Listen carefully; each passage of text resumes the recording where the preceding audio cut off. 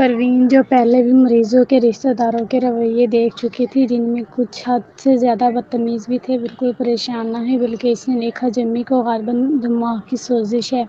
وہ یہ پیغام بھیجنے ہی والی تھی کہ اچانک اس کے فون پر ایک نوٹیفیکیشن آیا: ایڈمن نے آپ کو گروپ چیٹ سے نکال دیا ہے۔ پروین، اس نے بھویں اچکائیں اور کچھ لمحے فون کو گھونٹتی رہی، پھر ہلکا سا طنزیہ قہقہہ لگایا اور شمائل کی چیٹ ونڈو کھولی۔ پھر اس نے حارث کو پیغام بھیجا: لگتا ہے اسے دماغ کی سوزش ہے، اس کے والد کو کہو فوراً ہسپتال لے جائیں اور چیک اپ کرائیں۔ ڈاکٹروں کو رحم دل ہونا چاہیے، بچہ ابھی بہت چھوٹا تھا۔ وہ چاہتی تھی کہ معاملہ نظر انداز نہ ہو، اور نہ ہی وہ اس کے والدین کی سطح پر گرنا چاہتی تھی۔ پیغام بھیج کر وہ لیٹ گئی اور سونے کی تیاری کرنے لگی۔ کنڈر گارٹن میں حارث نے پیغام پڑھنے کے بعد جمی کے پاس جا کر اسے وہی بات بتا دی۔ جمی فوراً گھبرا کر رونے لگا: ہائے، مجھے دماغ کی سوزش ہے، کیا میں مرنے والا ہوں؟ مس لینا اس وقت حیران رہ گئیں جب جمی اچانک رونے لگا۔ انہوں نے اسے چپ کرانے کی کوشش کی، مگر وہ روتا ہی رہا اور اپنی ماں کو بلانے کا کہتا رہا۔ آخرکار مس لینا نے جمی کی ماں کو فون کیا۔ جمی کی ماں ایک تیز مزاج اور سیدھی بات کرنے والی عورت تھی۔ ٹیچر کا فون ملتے ہی وہ فوراً اسکول پہنچی۔ اس نے جمی کو دیکھا جو اس قدر رو رہا تھا کہ سانس لینا مشکل ہو رہا تھا۔ جمی کی ماں فوراً گھبرا گئی: کیا ہوا؟ کسی نے تمہیں تنگ کیا ہے؟ جمی نے روتے ہوئے کہا: امی، میں مرنے والا ہوں، مجھے بہت خطرناک بیماری ہے۔ ماں نے بھویں چڑھاتے ہوئے پوچھا: یہ تمہیں کس نے کہا؟ شمائل نے۔ یہ سن کر جمی کی ماں فوراً غصے میں آ گئی۔ وہ مس لینا پر چلائی: یہ شمائل کون ہے؟ مس لینا نے اسے روکنے کی کوشش کی، مگر جمی کی ماں، جو ایک مضبوط اور قد آور عورت تھی، سیدھی کلاس روم میں گھس گئی اور کہا: شمائل کہاں ہے؟ حارث آرام سے کھڑا ہوا اور اس نے بھویں سے کیڈی سے دیکھتے ہی جمی کی ماں بول پڑی: تم نے میرے بیٹے کو ایسی فضول بات کیوں کہی؟ تمہیں پتہ نہیں بچوں کو ڈرانا غلط ہے؟ فوراً جمی سے معافی مانگو۔ جمی اپنی ماں کا ہاتھ پکڑے کھڑا تھا اور معصومیت سے سب دیکھ رہا تھا۔ امی، شمائل مجھے ڈرا نہیں رہی تھی، میرا واقعی سر درد کر رہا ہے، میں بیمار ہوں۔ تمہیں کیا بیماری ہے؟ ماں نے سخت لہجے میں کہا: بچوں کو کبھی کبھار سر درد یا بخار ہو جاتا ہے، تمہارا تو ہر بار گھر جا کر درد ختم ہو جاتا ہے۔ ہماری فیملی میں سب بالکل ٹھیک ہیں، تمہیں کیا بیماری ہو سکتی ہے؟ اصل میں پچھلے کئی واقعات میں جمی کا سر صرف اسکول میں ہی درد کرتا تھا، اسپتال جانے سے پہلے ہی درد ختم ہو جاتا تھا، اسی لیے ماں کو لگتا تھا کہ وہ بس بہانہ بنا رہا ہے۔ پھر وہ حارث کی طرف مڑی اور طنز سے بولی: تم بچے ہو، تمہارے ساتھ میں نہیں الجھوں گی، تمہاری ماں سے بات کروں گی۔ اس نے مس لینا سے کہا: شمائل کی ماں کو بلاؤ، ورنہ میں یہ معاملہ چھوڑوں گی نہیں۔ میرے بیٹے کو اسکول میں تنگ کیسے کیا جا سکتا ہے؟ مس لینا نے سکون کا سانس لیا کہ وہ مار پیٹ پر نہیں اتری۔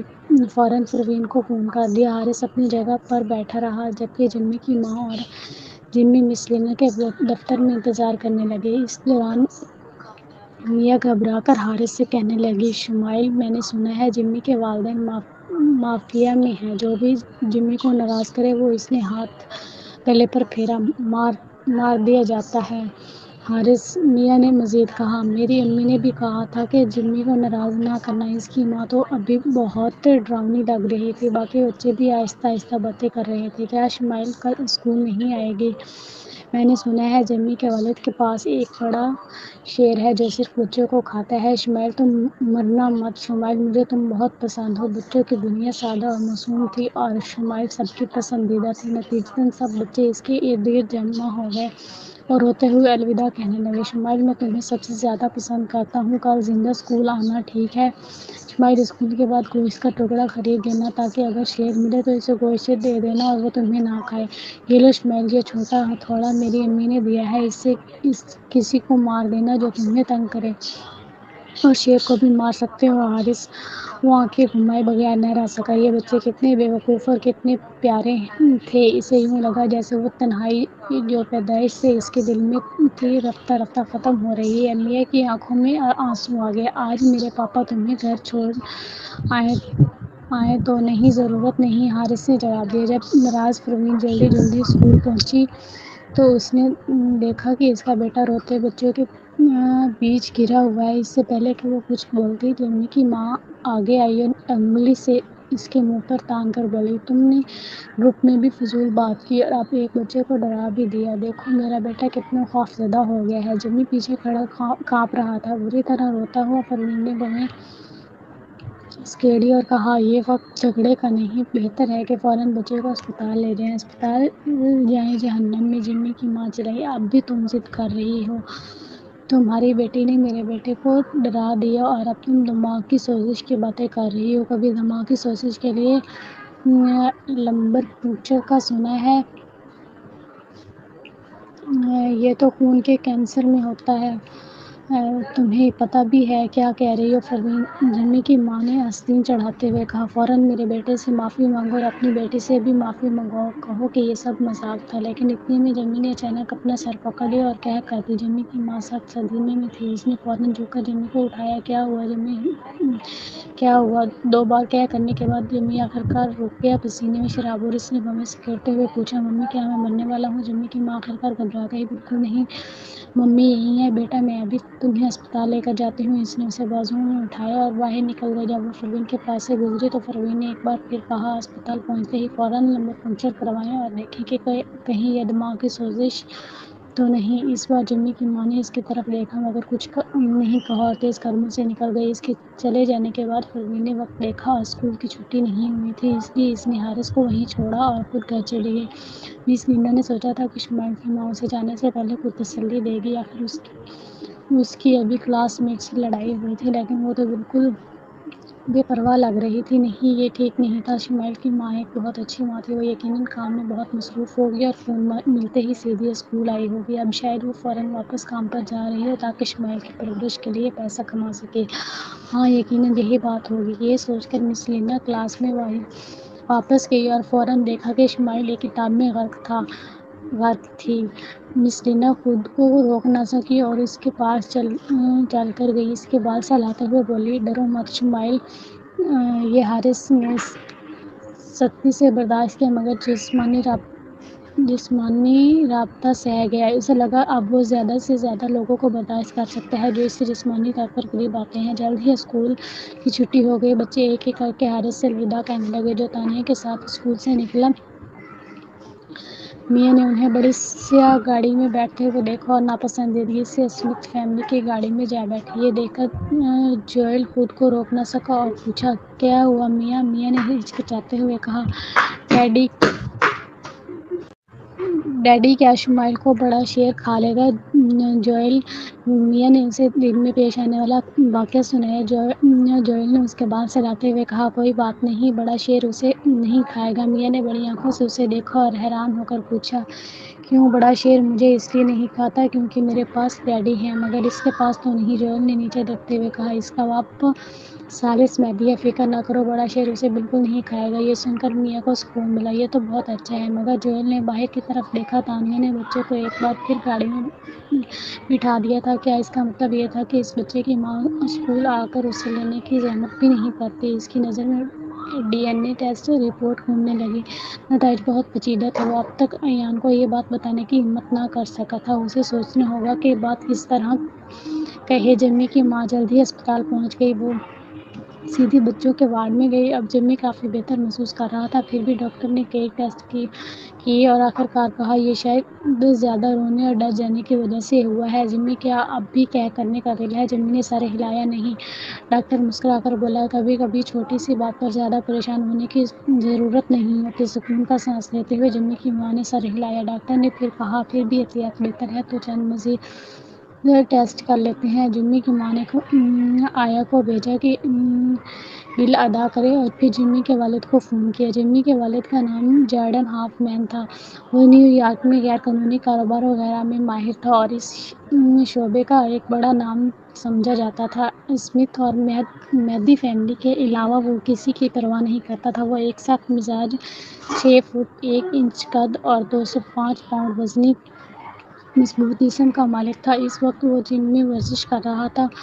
مشین کے ساتھ اس کے پٹھے ابھر رہے تھے۔ فون بجا تو اس نے اٹھایا اور زور سے بولا، کیا بات ہے پیاری؟ جمی کی ماں نے آنسو پوچھتے ہوئے کہا، کیا بات ہے؟ کسی نے تمہارے بیٹے جمی کو کنڈر گارٹن میں تنگ کیا ہے، اس کی اتنی ہمت۔ جارڈن اٹھ کھڑا ہوا، مشین کے پرزے ٹکرا کر زور سے بجنے لگے۔ اتنی ہمت کسی کی ہوئی میرے بیٹے کو تنگ کرنے کی؟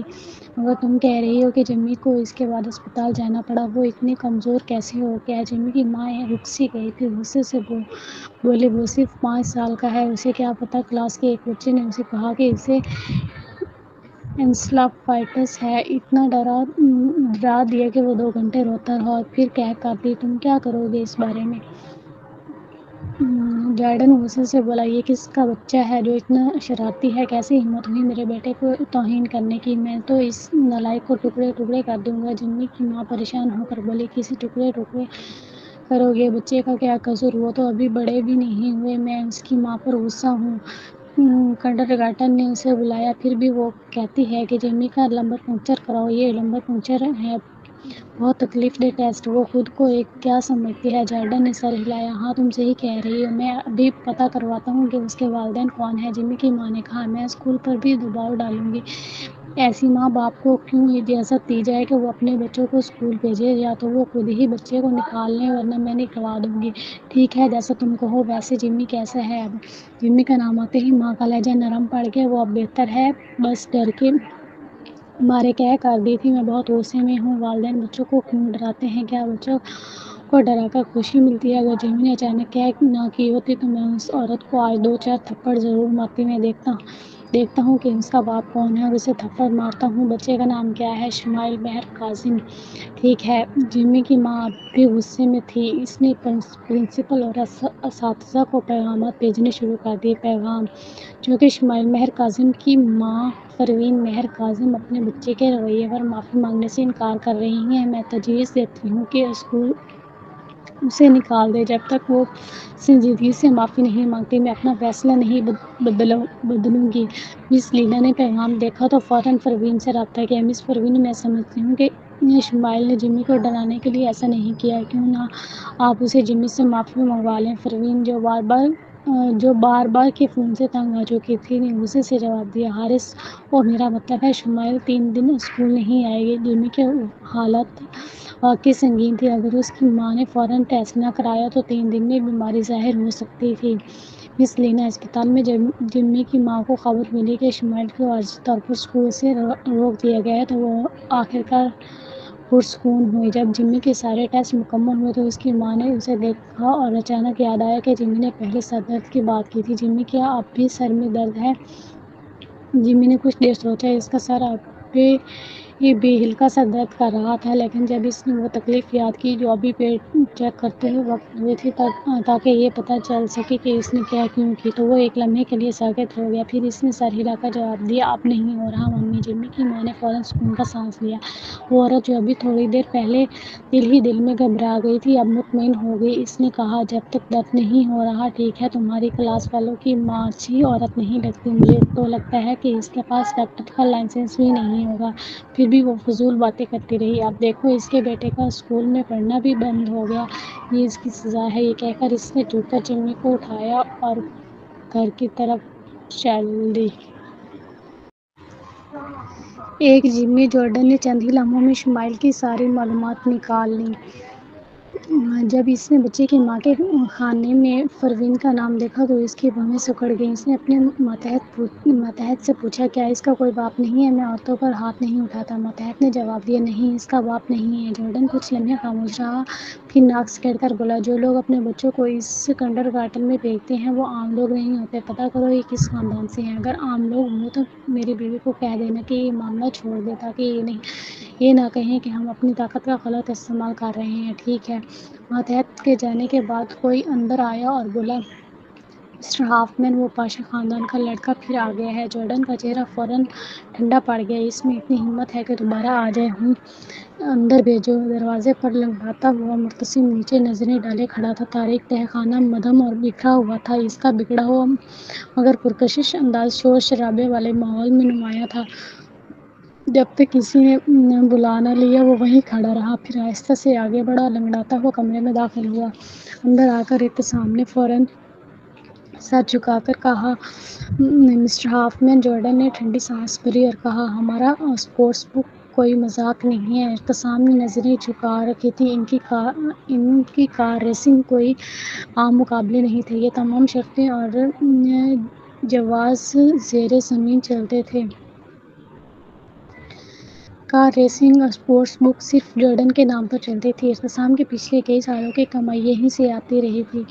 وہ ہمیشہ نیو یارک کا سب سے بہترین کار ریسر رہا تھا۔ امیر لوگ جب بھی شرط لگانا چاہتے ہیں وہیں آتے، لیکن احتسام نے اپنا کمزور پاؤں ہلایا اور کہا، اگلی ریس 3 دن بعد ہے، لیکن مجھے ڈر ہے کہ تب تک میرا پاؤں ٹھیک نہیں ہو پائے گا۔ جارڈن نے کہا، اس سے میرا کیا لینا دینا۔ وہ جم کے سامان سے اتر کر ایک بوتل برف والے پانی کی لی، ڈھکن کھولا اور ایک ہی سانس میں پی گئے۔ احتسام نے پاؤں پھر ہلایا اور کہا، اگر میں نے حصہ لیا تو پکا ہار جاؤں گا۔ کھلاڑی بھی اس پر ناراض ہوں گے، اس لیے چاہتا ہوں کہ مسٹر ہافمین ریس کو 1 مہینے کے لیے مؤخر کر دیں تاکہ میں آپریشن کروا کر صحت یاب ہو جاؤں۔ جارڈن نے طنزیہ ہنسی کہتے ہیں، ہڈی یا پٹھے کا زخم 100 دن میں ٹھیک ہو جاتا ہے اور تم کہتے ہو 1 مہینے میں تیار ہو جاؤ گے۔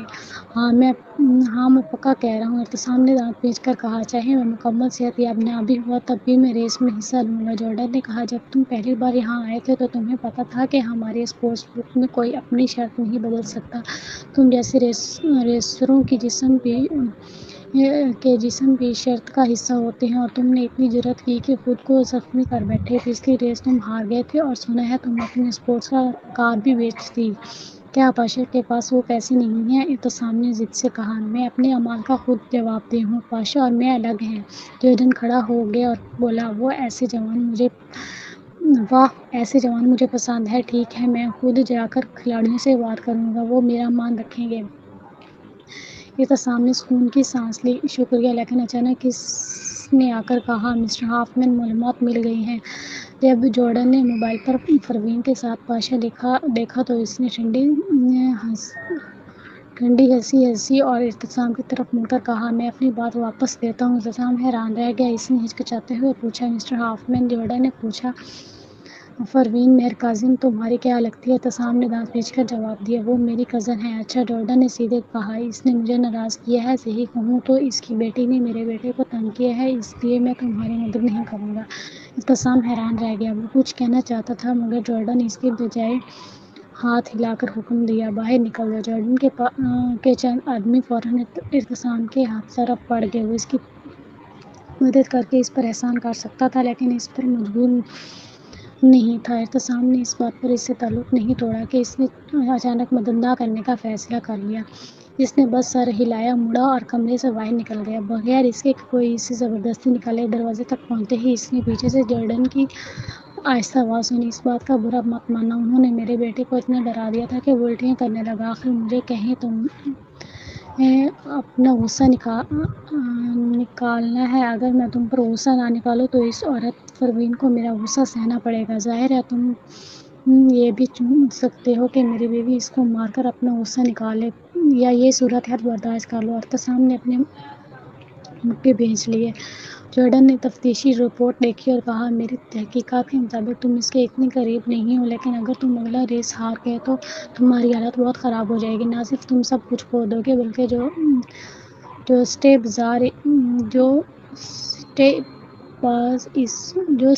باز اس ہار سے بڑا نقصان اٹھائیں گے، وہ تمہیں بھی نہیں چھوڑیں گے۔ میرے حساب سے جب تک تم $50 ملین ادا کر کے ان کا غصہ ٹھنڈا نہیں کرتے وہ تمہیں معاف نہیں کریں گے۔ پاشا شاید اتنا قرض کبھی واپس نہ کر سکے۔ احتسام نے فوراً کہا، میں نے کہا تھا نا مسٹر ہافمین، پاشا اور میں الگ ہیں۔ جارڈن نے اطمینان سے بیٹھتے ہوئے ہلکی سی پٹھوں کی جنبش کے ساتھ بھاری آواز میں کہا، یہ بات مجھ پر شاید چل جائے لیکن دوسروں پر نہیں چلے گی، جبکہ تم پاشا خاندان سے ہو۔ احتسام کا چہرہ شیکن آلود ہو گیا۔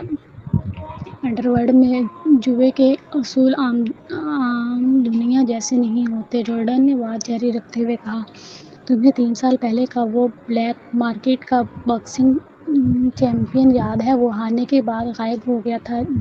جانتے ہو وہ کہاں ہے؟ اس سے کسی نے چپکے سے مار ڈالا اور لاش گٹر میں پھینک دی، جہاں مرنے کے بعد چوہوں نے کھا لیا۔ اس کے بعد وہ لوگ اس کے گھر بھی گئے۔ سنا ہے کہ آج اس کی بیوی اور بچے سڑکوں پر بھیک مانگ رہے ہیں۔ احتسام نے مکے سختی سے کھینچ لیے۔ جارڈن نے مسکرا کر کہا، یقیناً یہ سب نہیں ہوگا اگر تم 3 دن میں اپنے پاؤں کی چوٹ ٹھیک کر لو، یا تمہیں کوئی ایسا ریسنگ ڈرائیور مل جائے جو تم سے بھی زیادہ ماہر ہو اور تمہیں جیتنے میں مدد دے۔ مگر ایسا اس ملک میں تو نہیں ہے۔ رہی بین الاقوامی سطح کی بات، تو صرف یانسی ایسا کر سکتی ہے۔ جب دونوں بات کر رہے تھے، جمی کی ماں جمی کو لے کر آ گئی۔ جیسے ہی وہ جم میں داخل ہوئے، کمرے کی گرم اور گھٹن زدہ فضا نے فوراً جمی کے سر میں ایسا درد پیدا کر دیا جیسے بڑی بڑی سمندری لہریں اس کے دماغ میں ٹکرا رہی ہوں۔ جمی کا چہرہ یکدم سفید پڑ گیا۔ اس نے اپنا سر اور پھر سینہ پکڑ لیا۔ اس کی ماں نے فوراً اس کے غیر معمولی رویے کو محسوس کر لیا۔ کیا ہوا جمی؟ چھوٹا لڑکا یہ نہیں بتا سکا کہ اسے کہاں تکلیف ہو رہی ہے، تو بس اتنا ہی کہہ سکا، امی مجھے بہت برا لگ رہا ہے۔ جمی کی ماں نے جلدی سے اسے گلے لگا لیا۔ وہ خود پر اتنا قابو نہ رکھتے ہوئے بولی، یہ سب پروین کی غلطی ہے۔ اتنی فضول بات کرنے کی کیا ضرورت تھی کہ تمہیں ڈرا دے؟ وہ اتنی پریشان تھی کہ اس کی آنکھیں لال ہو گئی تھیں۔ اس نے جارڈن سے شکایت کی، مجھے سمجھ نہیں آئی یہ بچہ کس پر گیا ہے کہ اتنا ڈرپوک ہے۔ آؤ مما تمہیں بستر پر لیٹا دے گی۔ اس نے پیلا پڑا جمی اپنی باہوں میں اٹھایا اور اوپر بیڈ روم کی طرف چلی گئی۔ چھوٹے جمی کی حالت دیکھ کر جارڈن کا غصہ اور بڑھ گیا۔ اس نے احتسام کی طرف دیکھ کر کہا، بات وہیں کی وہیں ہے، میں تمہاری مدد کروں۔ سب لوگ میرے کہنے پر ایک قدم پیچھے ہٹ جائیں گے اور ریس 1 مہینے کے لیے ملتوی ہو جائے گی، لیکن تمہیں وہ عورت پروین میرے پاس لانی ہوگی تاکہ میں اسے اچھی طرح سبق سکھا سکوں، ورنہ فوراً یہاں سے نکل جاؤ۔ احتسام نے مٹھی بھینچ لی۔ اس نے جارڈن کو گھورا۔ کچھ دیر بعد اس نے ٹھنڈے لہجے میں کہا، میں چلتا ہوں مسٹر ہافمین۔ احتسام لنگڑاتا ہوا کمرے سے باہر نکل گیا۔ جارڈن اس کے جانے کے بعد بھی غصے میں تھا۔ اس کے پہلو میں کھڑے شخص نے کہا، مسٹر ہافمین، وہ لڑکا کافی شریف اور عزت دار ہے۔ جارڈن نے ناک سے آواز نکالی، وہ صرف اس لیے بدقسمت ہے کہ اس کی ایسی کزن ہے۔ چونکہ میں اس عورت کو نہیں چھیڑ سکتا تو میں اسے ہی تنگ کر سکتا ہوں۔ لیکن یہ کہہ کر وہ رکا اور پھر بولا، رہنے دو، وہ لڑکا دلچسپ ہے۔ سب کو پیغام دو، 3 دن بعد ہونے والی ریس وقت پر ہوگی، لیکن وہ اور پاشا الگ الگ ہیں۔ اس کا مطلب تھا کہ وہ پاشا خاندان کی حفاظت کرے گا۔ آدمی نے سر ہلایا، جی سر۔ اصل میں جارڈن زیر زمین دنیا میں سب سے طاقتور آدمی نہیں تھا، لیکن سب اس پر اعتماد کرتے تھے کیونکہ وہ ایماندار اور اصولوں والا تھا۔ جیسے ابھی اگرچہ اس نے ایک عورت کی وجہ سے احتسام پر غصہ نکالا، لیکن اس نے احتسام کے خاندان کو محفوظ رکھا، ورنہ سب پاشا پر ٹوٹ پڑتے اور وہ مصیبت میں پڑ جاتی۔ احتسام جارڈن کے ہاں سے نکلا، چند قدم ہی گیا تھا کہ پیچھے سے آواز آئی۔ وہ مڑا تو دیکھا کہ یہ جارڈن کا سیکنڈ ان کمانڈ تھا۔ وہ آگے بڑھا اور بولا، مسٹر ہافمین نے کہا ہے کہ تم اور پاشا الگ ہو، پتہ نہیں تم نے ایسی کیا بات دیکھی ہے۔ احتسام نے سکون کا سانس لیا اور سر ہلا کر کہا، مسٹر ہافمین کا شکریہ کہہ دینا۔ آدمی نے سر ہلایا اور کہا، لیکن تم بڑے بدقسمت ہو، تمہاری ایسی کزن کیوں ہے؟ اگر تم میری بات مانو تو بس اسے یہاں لا کر مسٹر ہافمین اور ان کی بیوی سے معافی منگوا لو، سب ختم ہو جائے گا۔ یہ سب کرنے کی کیا ضرورت ہے؟ احتسام نے نظریں جھکا لیں اور کچھ نہ کہا۔ آدمی نے بات جاری رکھی، میں نے پتہ کر لیا ہے، تمہاری کزن کسی بڑے خاندان سے نہیں ہے، تو اس کے لیے ذرا سی بے عزتی کوئی بڑی بات نہیں ہونی چاہیے نا۔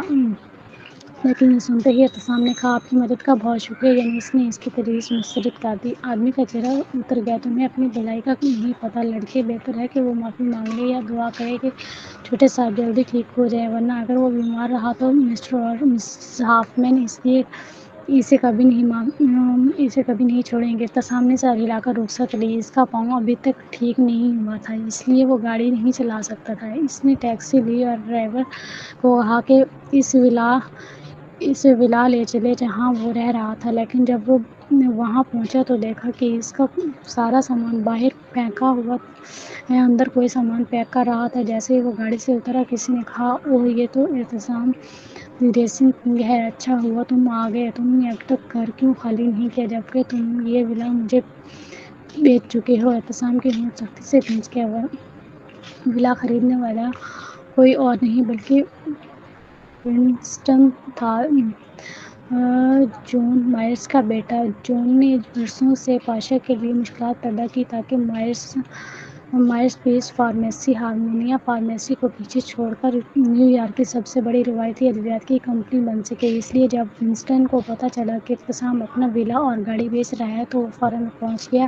اس نے ولا سستے داموں خرید لیا۔ یہ ولا مسافات میں تھا اور اس کی قیمت صرف $3 ملین تھی، لیکن ونسٹن نے صرف $1.5 ملین کی پیشکش کی اور اعتصام کو مجبور کیا کہ وہ فوری بیچ دے، کیونکہ اسے فوری پیسوں کی ضرورت تھی۔ معاہدے میں صاف لکھا تھا کہ اعتصام کو 1 مہینے میں گھر خالی کرنا ہوگا۔ وہ ابھی پاشا کے گھر واپس نہیں جانا چاہتا تھا تاکہ وہ اس کی ٹانگ کی چوٹ کے بارے میں نہ جان سکے اور پریشان نہ ہو، لیکن ابھی اسے کیوں نکال رہا تھا؟ اعتصام آگے بڑھا اور بولا، ہمارے معاہدے میں صاف لکھا ہے کہ میں 1 مہینے میں گھر خالی کروں گا۔ میں نے کل ہی تم سے یہ معاہدہ کیا ہے نا؟ ونسٹن نے غرور سے کہا۔ ہاں، 1 مہینے میں صحیح ہے، ایک دن بھی مہینے کے اندر آتا ہے نا؟ یا تم یہاں رہنے کا ارادہ رکھتے ہو؟ اعتصام کی تیز نظریں ٹھنڈی ہو گئیں۔ ونسٹن، حد سے مت بڑھو، حد سے بڑھو۔ ونسٹن نے کندھے اچکائے۔ میں کہاں حد سے بڑھ رہا ہوں؟ جب تم نے یہ گھر مجھے بیچ دیا تو اب تمہیں جانا ہی ہوگا۔ ویسے بھی میں جلدی ہی یہاں رہنے والا ہوں، تو تمہارا سامان پہلے ہی اٹھا دینا بہتر ہے۔ اتنے میں اندر سے کوئی بھاگتا ہوا آیا اور بولا، مسٹر مائرز، یہاں ایک ٹرافی ہے۔ ونسٹن نے دیکھا، یہ اعتصام کی ریسنگ چیمپئن شپ ٹرافی تھی۔ دیکھ کر اعتصام کی آنکھیں کھل گئیں۔ یہ وہ ٹرافی تھی جو اس نے اپنی پہلی ریس جیتنے پر حاصل کی تھی۔ اس کے والدین ہمیشہ ریسنگ کے خلاف تھے، اس لیے اس نے جیتنے کے بعد صرف دوستوں کے ساتھ چھوٹی سی خوشی منائی تھی اور تب سے یہ ٹرافی وہ ولا میں سنبھال کر رکھی تھی۔ یہ اس کے لیے خاص اہمیت رکھتی تھی۔ وہ جلدی سے آگے بڑھا اور بولا، یہ مجھے دو۔ ونسٹن نے بھی فوراً کہا، ہاں، یہ ٹرافی تو تمہارے اعتصام دی ریسنگ کنگ کی پہلی چیمپئن شپ کی ہے۔ مجھے یاد ہے، اس نے وہ جیت یانسی کی ایک ڈرفٹ تکنیک نقل کر کے حاصل کی تھی۔ یہ ٹرافی بہت خاص ہے، اسے توڑنا مت۔ لو، اعتصام دی ریسنگ کنگ، اسے سنبھال لو۔ اعتصام نے ہاتھ بڑھایا، وہ ٹرافی لینے ہی والا تھا کہ ونسٹن نے اچانک مڑ کر اسے پاس کے پتھر پر زور سے مار دیا۔ ٹرافی ایک دم ٹوٹ گئی۔ اعتصام کی آنکھیں دہشت سے پھیل گئیں۔ وہ ونسٹن کی طرف مڑا، مٹھی بھینچی اور اس پر جھپٹا۔ ونسٹن، لگتا ہے تم جینے سے تنگ آ گئے ہو، لیکن اس کے حملہ کرنے سے پہلے ہی 2 آدمیوں نے اسے روک لیا۔ اعتصام ہمیشہ سے طاقتور اور لڑاکا تھا، لیکن اس کی ایک ٹانگ زخمی تھی، اس لیے وہ جلد ہی کمزور پڑ گیا۔ وہ آدمیوں کے قابو میں تھا اور غصے سے ونسٹن کو گھو رہا تھا۔ گرے ہوئے پر لات مارنا تمہاری گھٹیا حرکت ہے۔ ونسٹن ہنسا اور بولا، میں نے تمہارا ولا خرید لیا ہے، اب تمہاری گاڑی 3 ملین میں بیچو گے یا نہیں؟ میں نے سب کو بتا دیا ہے، تمہیں اس سے زیادہ کوئی قیمت نہیں لے گا۔ اعتصام نے سختی سے بین لی۔ اسی وقت اس کا موبائل فون بج اٹھا۔